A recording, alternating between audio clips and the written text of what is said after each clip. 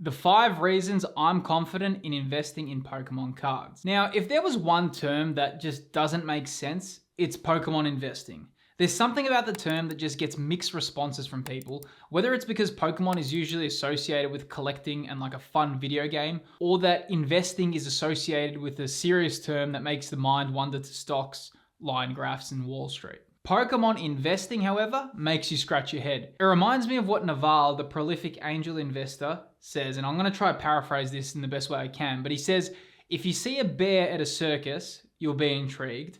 If you see a person on a unicycle, you'll watch with curiosity. However, when you have a bear on a unicycle, the whole world will be watching. Things that shouldn't go together but do make an interesting combination, and I just feel like Pokemon investing is one of them. So for this video, I really want to explore why I am confident in investing in Pokemon, Yu-Gi-Oh! And other collectibles, and just why I prefer them as an alternative investment form. So if you're interested in what Pokemon investing is, I do have a beginner's guide to Pokemon investing, which I actually really recommend you watch. It's pretty much a Pokemon investing 101 for pure beginners. But nonetheless, here are the 5 reasons I'm confident with Pokemon as an investment. Number 1, Pokemon is the highest grossing franchise in the world. So being the highest grossing franchise in the world, it even overtakes Winnie the Pooh, Star Wars, and Mickey Mouse. It has stability. When looking at Pokemon as a brand, it's been running the show for 20 years and growing consistently. When you think of all the major handheld consoles of our generation,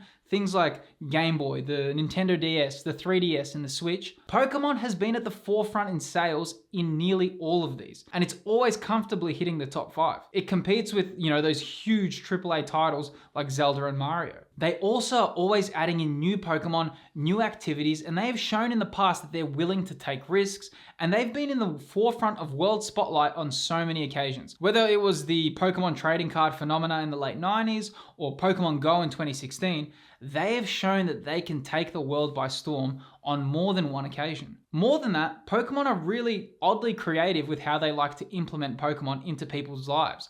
I mean, you even have Pokemon Sleep and Pokemon Go. They try to make it as immersive as they can. They're always thinking ahead. And so I just feel like Pokemon is safe for that reason. Number 2 is that history tends to repeat itself. When items go out of print, people start to flock. No one is immune to FOMO.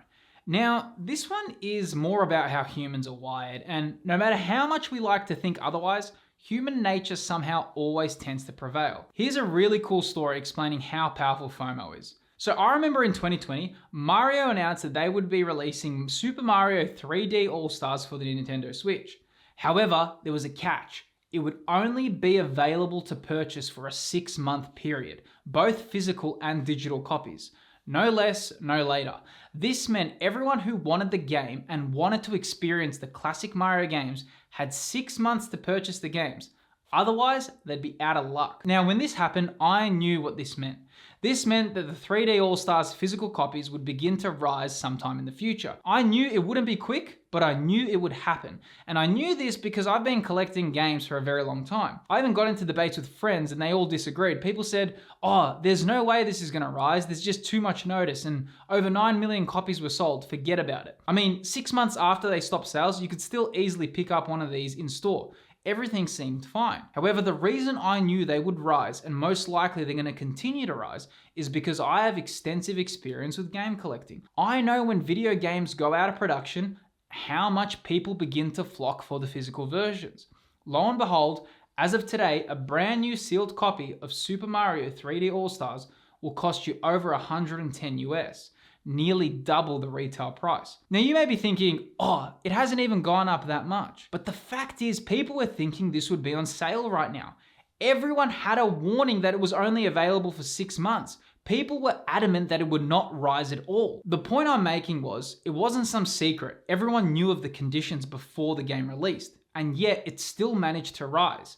Even with all the information at everyone's disposal, the crazy part is, it's still rising and it doesn't seem to be slowing down. The Mario movie also helped increase the interest and people wanted to just play the game. So you can't buy it digitally, so physicals is the only way to play the game. Even with notice and people having information at hand, when the feeling of FOMO hits, people usually want to get in, and somehow it feels like everyone's got the same idea at the same time, and then the prices go up. So when I hear people say, oh, this booster box won't rise in value or because it was overprinted, I know those words really don't mean much, because what matters more is how much demand is still lingering after the print run is finished and after stores are out of stock. Focus less on what people are saying and focus more what's practical and realistic. Now, number 3, Pokemon are masters at re-engaging their older fans and introducing new fans to their classics. Now, I talk about this a lot in my videos, but it's really important to know. Pokemon are constantly re-engaging their older fans and bringing them back into the franchise. And they're actually really skilled at it. Even as we can see, Pokemon just announced that they are creating Pokemon Legends ZA, which is re-engaging the Kalos region and their fans. This will bring back a whole generation of fans, along with introducing a whole new generation to the Kalos region. This is a constant strategy and it keeps the brand alive.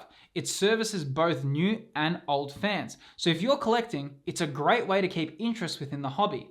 If fans who stop playing today, it's very likely Pokemon's going to start retargeting them at a later date, and they're going to make maybe a Gen 7 remake or a new Legends game to pull in those older fans who have an established connection with that game. This is always great because it puts a lot of interest back into the hobby. Number 4, Pokemon always tries to introduce something new, and whether it's for better or for worse, at least they're trying new things. I mean, sometimes this works for them and sometimes it works against them. But one thing I've noticed is even if people hate the new concept, as time goes on, they begin enjoying it. Gen 6, they introduced Mega Evolution.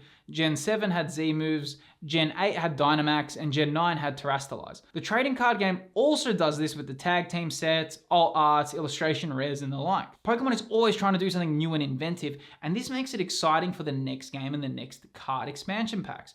I mean, you're going to be lying if you're not interested to see what new gimmick Generation 10 will do, or what Generation 10 will do with the cards. Look, I mean, this can backfire, but don't forget, people always come around. Even Gen 6, when they introduced Mega Evolutions, they weren't liked when they were introduced, but as time goes on, people start to love it. Now, number 5 is Pokemon have a history of bouncing back.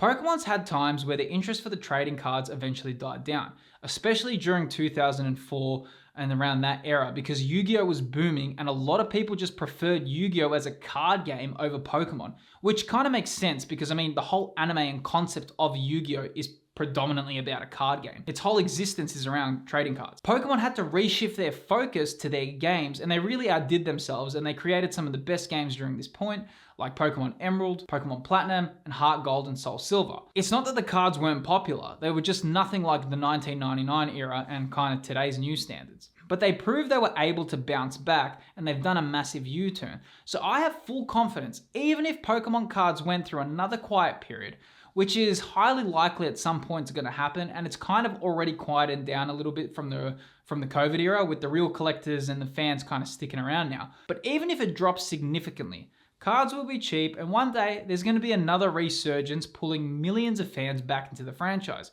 And once you miss out, you missed out.